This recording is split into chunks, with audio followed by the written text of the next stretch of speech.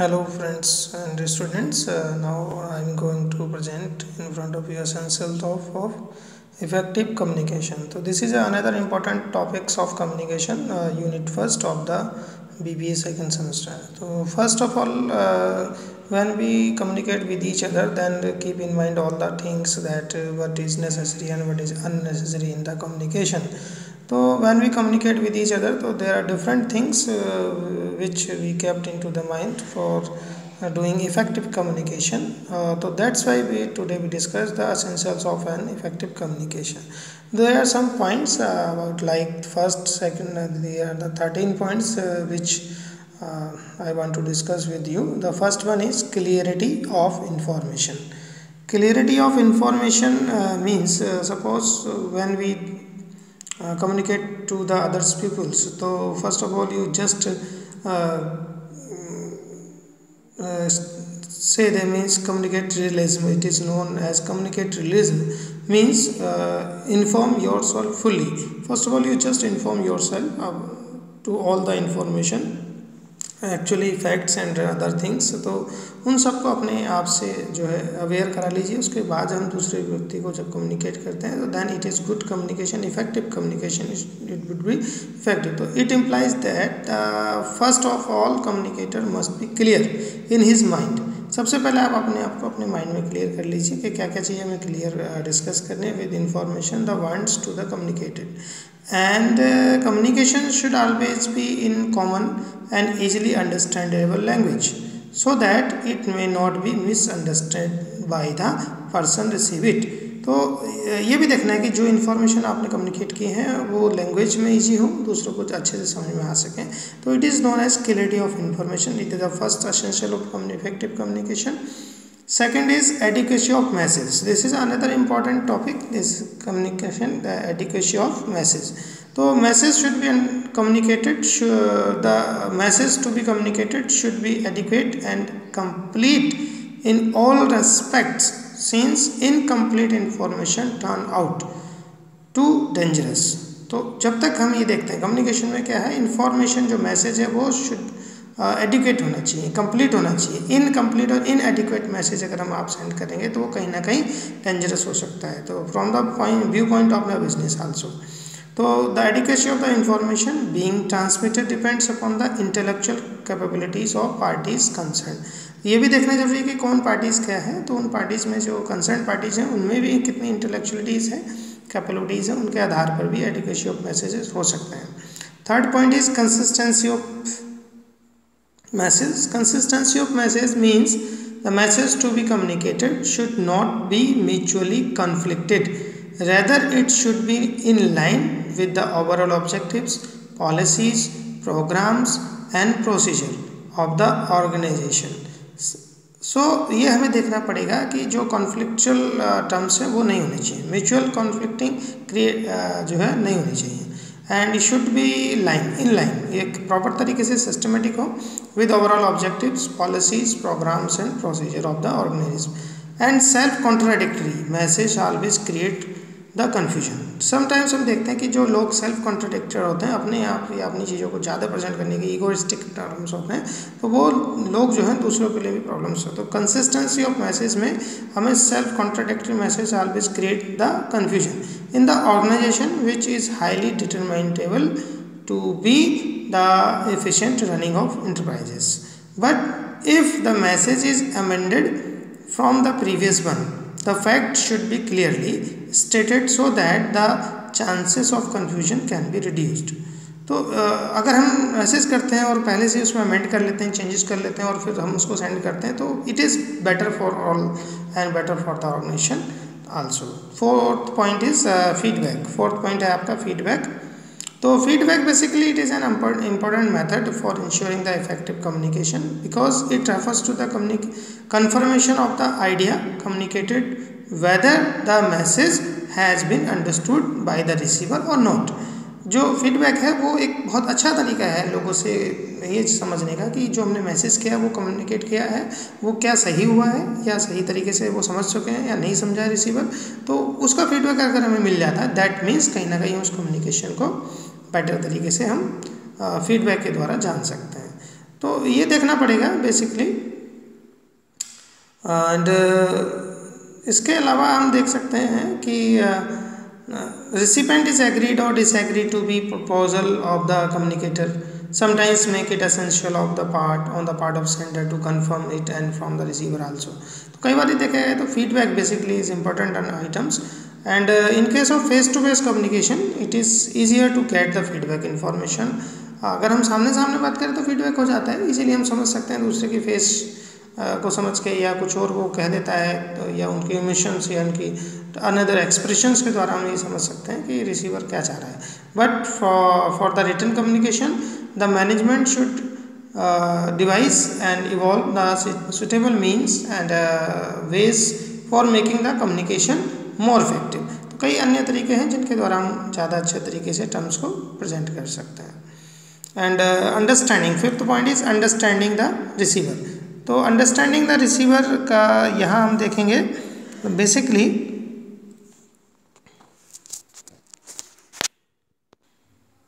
understanding the receiver. This is the fifth point, understanding the receiver. So understanding is the main aim of the communication, and the communication must create proper understanding in the minds of the receiver, and communicate with an awareness of the total physical and human setting in which the information will be received. So picture of the place of work can determine the receptivity and understanding levels of receiver. Be aware of social climate and customs, questions and informations and timelessness, etc.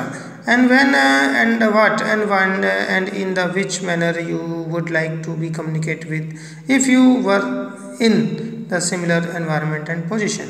तो this is the understanding the receiver. तो हमें as a sender हम communication करते समय receiver की understanding को भी समझना चाहिए कि जो टर्म्स हैं रिसीवर है वो कहाँ पर है, किस तरह की कंडीशंस हैं, क्या उनके पास इंटरनेट फैसिलिटी है या नहीं है, क्या उनकी पोजीशन है, किस तरह के टर्म्स में वो यूज कर रहे हैं, कम्युनिकेट कर रहे हैं. तो all these things are important for the receiver and sender also both. So these are the things, it is the understanding of communication receiver. Sixth point is consultation.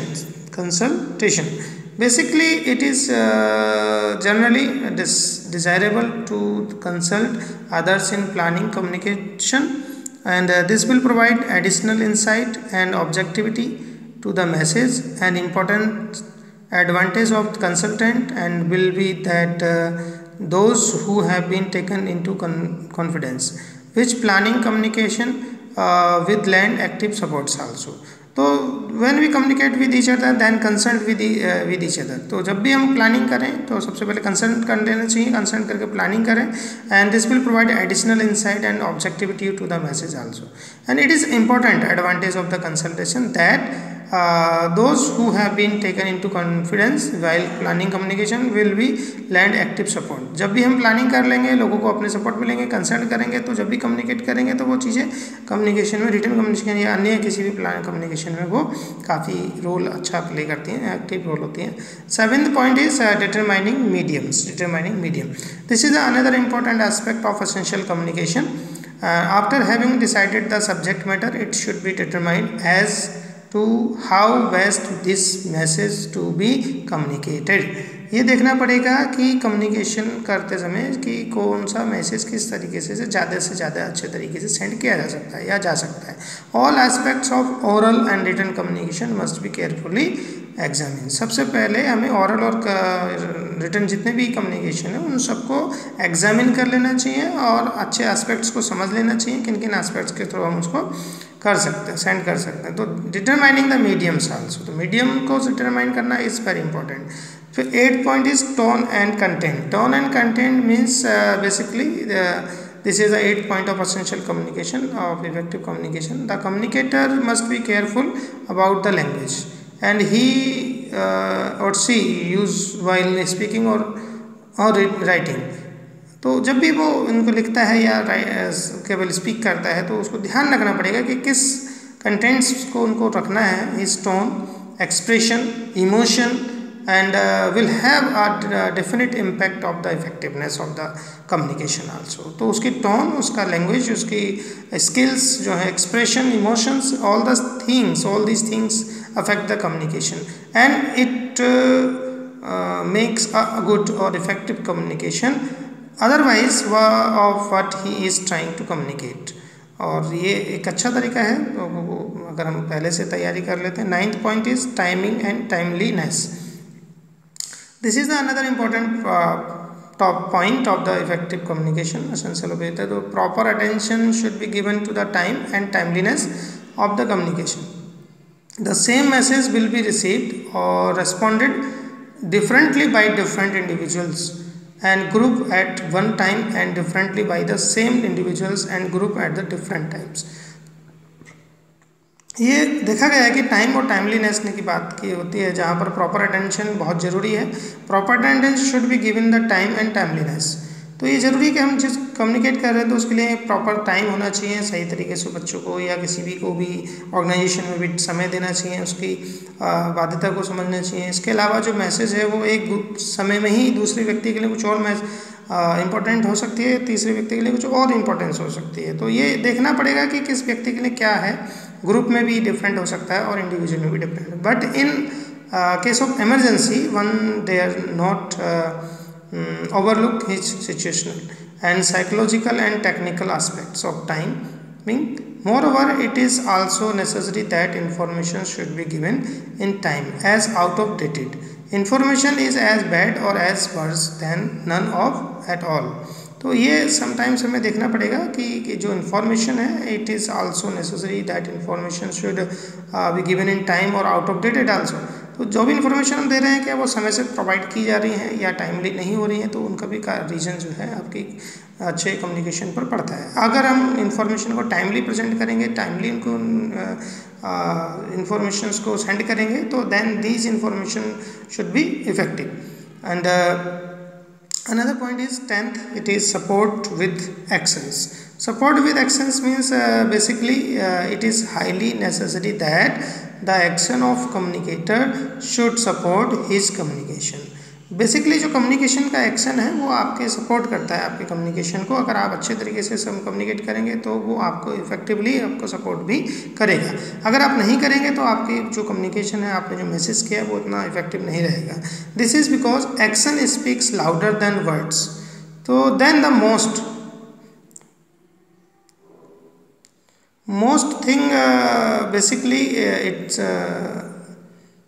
it should be noted, it is not what one says but what one does. तो ये देखना पड़ेगा कि क्या कह रहे हैं, क्या कर रहे हैं, उन चीज़ों में अंतर नहीं होना चाहिए. आपने जो कहा है उसको करना चाहिए, जो कहा कर रहे हैं वो कह रहा है, उससे ज़्यादा कोई चीज़ें नहीं होनी चाहिए. 11th is listening. Listening is another important aspect of effective communication. Is that executes and supervise should be good listener. तो जब भी हम लिसनिंग की बात करते हैं तो आपको एक कम्युनिकेशन में, इफेक्टिव कम्युनिकेशन में अच्छा सा सुपरवाइज भी होना चाहिए एंड गुड लिसनर होना चाहिए. And it is dangerous to be inattentive और indifferent when others are attempting to communicate. तो ये भी देखना पड़ेगा कि हम अगर इन अटेंटिव हैं तो it is dangerous for the organisation also and different others and attending to the communication. And 10 commandments of American Management Association state. यहाँ पर एक बुक है 10 commandments of American Management Association. यहाँ इन्होंने लिखा है कि listening is one of the most important, most difficult and most negligent skills. Communication. तो ये वहाँ लिखा है, एक अमेरिकन मैनेजमेंट एसोसिएशन ने स्टेट किया है कि listening is one of the most important, बहुत इंपॉर्टेंट टर्म्स हैं, बट मोस्ट डिफिकल्ट है, डिफिकल्ट भी है, मोस्ट नेग्लेक्टेड है और सबसे ज़्यादा नेग्लेक्टेड भी है लोगों के लिए, क्योंकि लोग उसमें सुनने में कई बार नज़रअंदाज कर देते हैं या डिफ़िकल्ट होता है कि एक जगह बंधना मुश्किल होता है, लोगों को समझना मुश्किल होता है. तो it demands that we concentrate not only on the explicit meanings but another person is expressing, but it is an another aspect and terms. So when we go for the implicit meanings and in unspoken words, the undertones that may be far more significant thus we must learn and listen the inner ear of the terms. तो जब भी हम बात करते हैं तो अपने कानों को खुला रखें, अच्छे से समझें चीज़ों को और उसके बाद उसको प्रेजेंट करें. And 12th point is environment of trust and confidence. This is another important point. So basically environment of trust and confidence is also necessary for effective communication.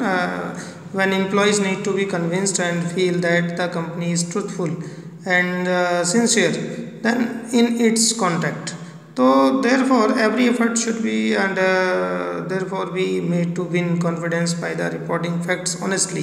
अगर हम अच्छे फैक्ट्स को रिपोर्ट करते हैं, प्रेजेंट करते हैं, तो एक जो फैक्ट्स है, एक रिलेशन है, ट्रस्ट, एनवायरनमेंट ऑफ ट्रस्ट है, वो क्रिएट होता है. कम्युनिकेशन कंपनी के द्वारा भी ये सब चीज़ें होती हैं और अगर हम ऐसा करते हैं तो एम्प्लॉयज़ भी आप पे ट्रस्ट करते हैं.